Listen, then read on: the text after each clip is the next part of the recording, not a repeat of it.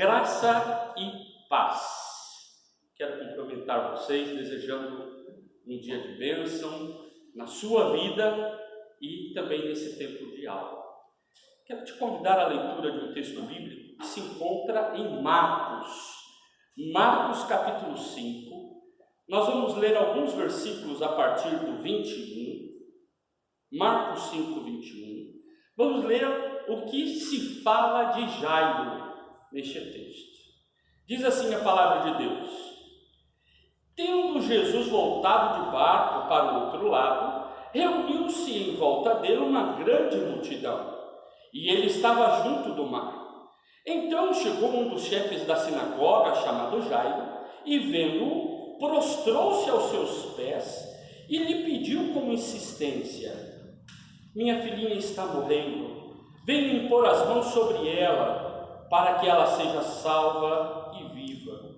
Jesus foi com ele. Versículo 35. Enquanto Jesus ainda falava, chegaram alguns da casa do chefe da sinagoga, dizendo: A sua filha já morreu, por que você ainda incomoda ao mestre? Mas Jesus, sem levar em conta tais palavras, disse ao chefe da sinagoga: Não tenha medo, apenas creia. Jesus não permitiu que ninguém o acompanhasse, a não ser Pedro e os irmãos Tiago e João. Chegando à casa do chefe da sinagoga, Jesus viu o alvoroço e os que choravam e os que pranteavam muito. Ao entrar, disse: Por que vocês estão alvoroçados e chorando? A criança não está morta, mas dorme. E riam-se dele. Mas Jesus, mandando que todos saíssem, levou consigo o pai e a mãe da criança e os que vieram com ele, e entrou onde ele estava. Tomando a criança pela mão, disse: Talitá cumi, que quer dizer: Menina, eu digo a você, levante-se. E imediatamente a menina, que tinha 12 anos, se levantou e começou a andar. Então todos ficaram muito admirados, mas Jesus ordenou-lhes expressamente que ninguém o soubesse e mandou que dessem de comer à menina. Vamos orar? Deus querido, Deus de amor, tua palavra é viva e eficaz, e o que te pedimos é falar ao nosso coração nesta manhã. Oramos em nome de Jesus. Amém. Uma frase famosa, quem é mais velho vai lembrar o bordão inteiro, quem é mais novo não. Não basta ser pai, tem que participar. Não basta ser remédio, tem que ser gelol. Esse bordão acompanhou aí quem é da geração dos anos 80, passou a sua juventude nos anos 80, sua infância, adolescência, e era marcado por uma propaganda onde o pai estava assistindo o filho jogar, e o filho sofria uma contusão, o pai saía correndo da arquibancada, com o gelol na mão, ia lá, passava, nem tinha o spray, na época era a pomada, ia lá massagear o filho. Então, aproveitando que ontem foi o dia dos pais, temos alguns pais, alguns que desejam ser pais, temos algumas mães e algumas que podem vir ou queiram ser mães. Eu intitulei o sermão de Paternar. Jairo, um exemplo a ser seguido. Ontem eu tive a oportunidade de fazer uma coisa que eu fiz muito com a minha filha quando ela era menorzinha. Ontem nós fomos maratonar filmes da Barbie. Esse foi meu presente de Dia dos Pais. Nós assistimos muitos filmes da Barbie. Ser pai de menina tem que aprender a tomar chazinho. Eu fazia penteado no cabelo dela. Eu sabia comprar as coisas que tinha a ver com menina. Olha lá, o Alex está todo sorridente lá. O povo ali que é pai de menina sabe do que eu estou falando. A professora sabia quando era eu que fazia penteado no cabelo da Bia, porque era cheio de coisinha, Gente, eu aproveitei para curtir ao máximo. E como eu sou blogueirinho, o que eu fiz?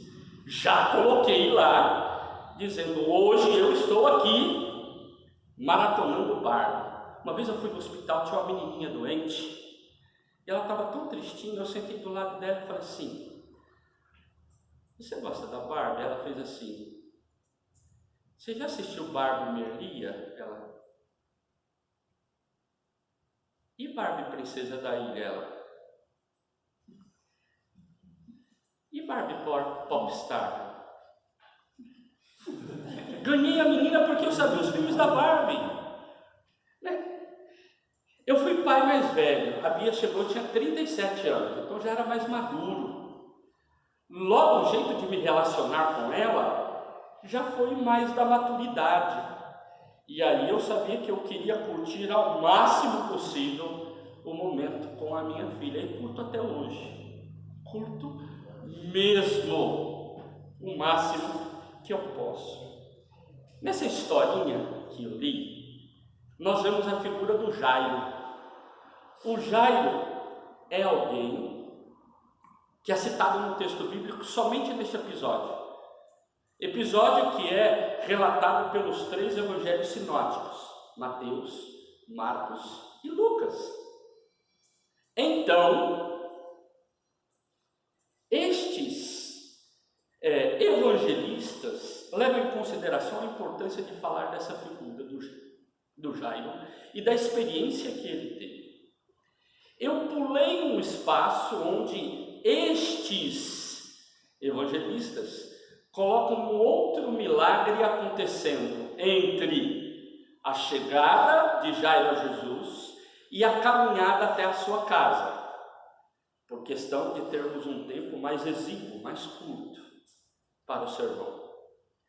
Mas eu gostaria de aproveitar essa manhã, tendo em mente que ontem foi Dia dos Pais, destacando aqui 6 características deste homem, deste papai de Jairo. Vamos lá. Primeira característica que eu gostaria de destacar na figura deste homem é que ele era um líder. Ele liderava uma sinagoga ali na região do Mar da Galileia. E quem era responsável por liderar uma sinagoga, liderava não só o cuidado do templo, ou seja, era um zelador responsável por toda a manutenção, um administrador, como também era responsável pela liturgia. Era alguém ocupado num templo cheio de atividades. Uma segunda característica é que ele era uma pessoa desprendida. Jairo era desprendido, porque ele deixa todos os seus afazeres, coloca em segundo plano tudo que ele tem para fazer, para ir atrás de Jesus, procurar a cura da sua filha. Num tempo como o nosso, marcado pelo capitalismo, onde nós vivemos em função, para sermos alguém, ter que produzir ou consumir algo, nós não temos tempo para cuidar das pessoas, sempre estamos ocupados, até terceirizamos.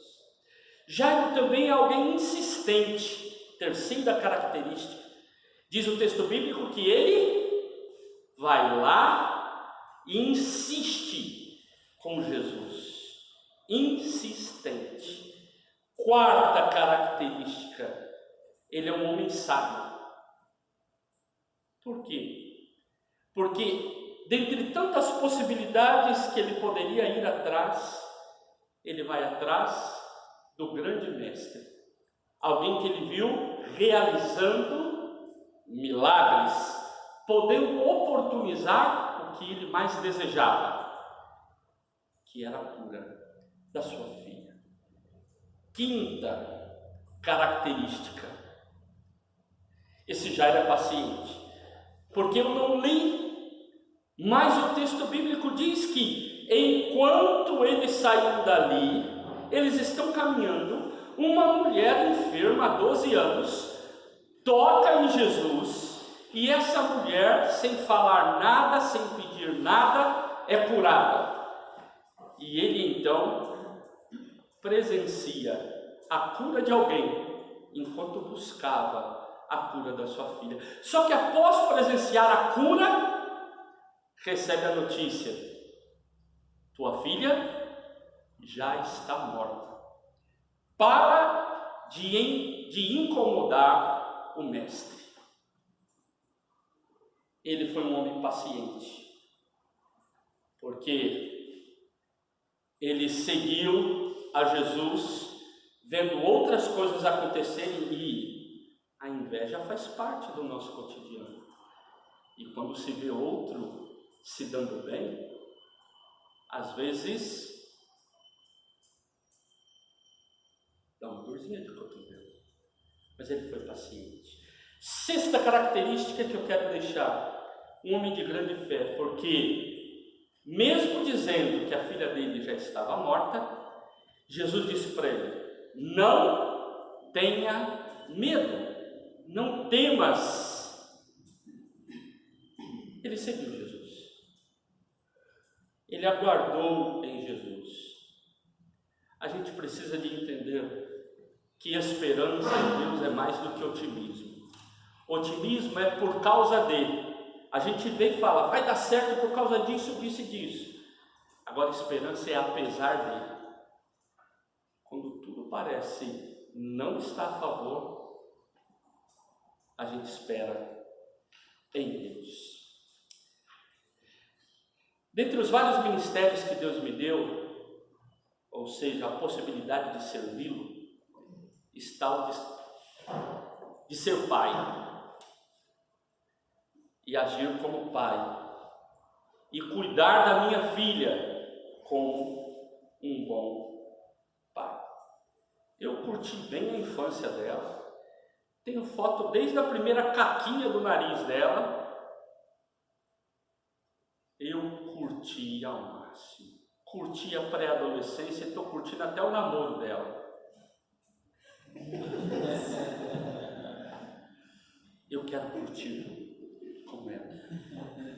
Eu quero dizer para vocês que o ministério de ser pai, pastor, também é importante. Eu sou o pai pastor dela e em muitos momentos o pai professor dela. Essa é uma responsabilidade que Deus colocou para nós, papais e mamães, de termos responsabilidade. Eu quero terminar trazendo uma carta que o Martinho Lutero escreveu para o filho dele. Imagine, Martinho Lutero, todo atarefado com a reforma. Gente, não foi fácil a vida desse homem, lutando por essa causa, mas ela no meio do furacão, ele dedica um tempo para escrever uma cartinha para o filho dele. Olha que cartinha linda. Graça e paz em Cristo, meu querido filhinho. Eu me alegro que tu estudas bastante e és aplicado em tuas orações. Faça isto, meu filhinho, e quando eu chegar, eu trarei uma moeda. Eu sei de um lindo e divertido jardim. Ali entram muitas crianças, elas estão vestidas com roupas douradas e colhem maçãs, peras, cerejas, ameixas e pêssegos. Elas cantam e correm e pulam de alegria. E lá tem pequenos cavalos com reios de ouro e selim de prata. Então eu falei: querido Senhor, eu também tenho um filho e ele se chama Hans Lutero. Ele também poderia vir aqui nesse jardim, onde tem essas lindas frutas, e ele também poderia montar esses lindos cavalinhos e brincar com essas crianças? O homem falou: ele gosta de orar, de estudar e crer. Então ele pode vir para esse jardim, junto com seus amigos Felipe e Jonas. E quando vierem, eles podem assobiar, tocar bateria, e há também um lugar preparado para dançar, pular e tudo o que eles gostam de fazer. Ah, Senhor, eu vou correndo escrever para o meu filhinho, para ele ser um praticante na oração e perseverante nos estudos e tenha fé. Por isso, meu filhinho Hans, estude e ore, seja abençoado por Deus, e diga também a Felipe e Jonas para que eles também orem e estudem. seja abençoado pelo Deus Todo-Poderoso e Ele te guarde. Dê um beijo aos de casas. Teu pai querido, Martinho Lutero. Sigamos o exemplo de Jairo. Sigamos o exemplo de Martinho Lutero. Que possamos paternar, maternar com responsabilidade. Eu quero ser um bom pai pastor e um bom pai professor. Sugiro vocês a serem mães todas e mães professoras com a responsabilidade que Deus nos deu. Deus te abençoe.